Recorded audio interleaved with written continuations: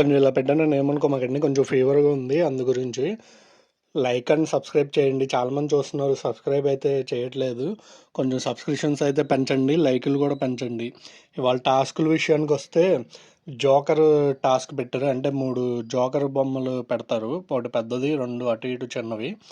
వాటిల్ని బాల్స్‌తో మనకి చిన్నప్పుడు అటు ఇటు కూర్చొని ఉయ్యాల టైపు ఊగుతాం కదా! ఆ టైప్‌లో ఒకటి పెట్టారు. దాంట్లో బాల్ ఏస్తా అది ఇటు లేపితే అటు లేచి బాలు దానికి తగలాలన్నమాట.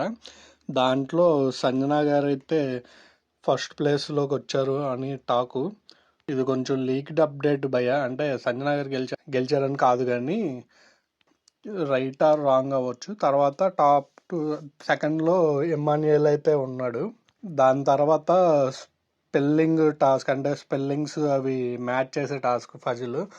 దీంట్లో ఆబ్వియస్గా ఫస్ట్ సంజన గారు ఫస్ట్ వచ్చారు దీంట్లో.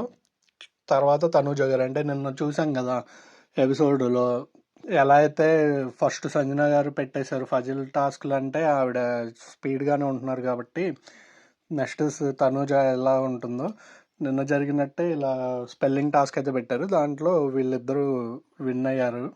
దీంతో సంజన గారు లీడర్ బోర్డులో ఫస్ట్ ప్లేస్లోకి వచ్చారు. సెకండ్ ఇమ్మాన్యుయల్ వచ్చారని టాకు. వీళ్ళిద్దరు ఓటప్పీల్కి వెళ్ళారు. ఓటప్పీల్ వచ్చేసరికి సంజన గారికి వచ్చింది. సంజన గారి ఫ్యాన్స్ సపోర్ట్ చేసే వాళ్ళకి మంచి గుడ్ న్యూస్. అలాగే మనకు కూడా సపోర్ట్ చేసి లైక్ అండ్ సబ్స్క్రైబ్ చేయండి. Thank you.